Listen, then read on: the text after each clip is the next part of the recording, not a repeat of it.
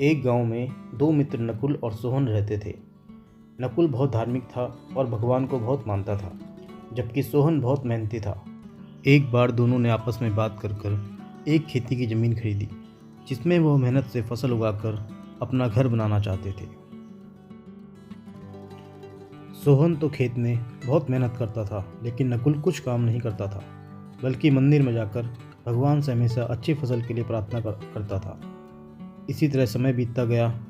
कुछ समय बाद खेत की फसल पककर तैयार हो गई। दोनों ने फसल को ले जाकर बाजार में बेच दिया और उनको उससे अच्छा पैसा मिला।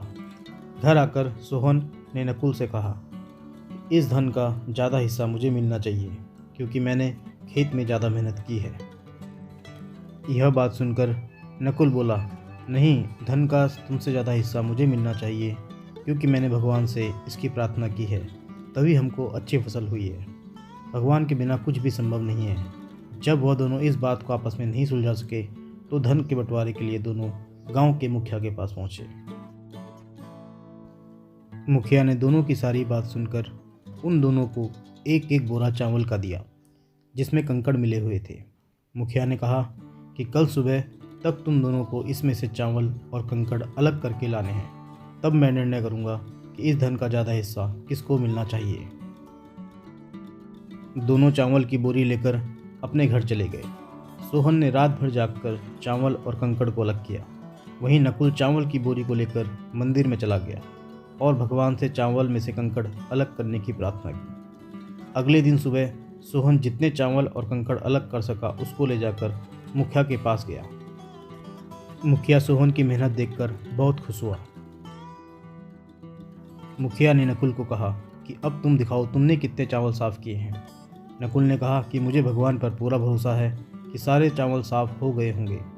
जब बोरी को खोला गया तो चावल और कंकड़ वैसे के वैसे ही थे।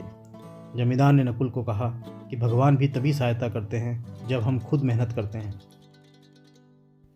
क्योंकि तुमने सिर्फ भगवान से प्रार्थना की है और कुछ भी मेहनत नहीं की, इसीलिए तुम्हारा कार्य नहीं हुआ। अंत में जमींदार ने धन का ज़्यादा हिस्सा सोहन को देने का निर्णय दिया। इसके बाद नकुल भी सोहन की तरह खेत में मेहनत करने लगा और इस बार उनकी फसल पहले से भी बहुत ज़्यादा अच्छी हुई। तो दोस्तों, इस कहानी से हमें यह सीख मिलती है कि हमें कभी भी भगवान के भरोसे नहीं बैठना चाहिए। भगवान हमेशा मेहनत करने वालों का ही साथ देता है और उनकी प्रार्थना को स्वीकार करता है। अतः हमें सफलता प्राप्त करने के लिए हमेशा मेहनत करनी चाहिए।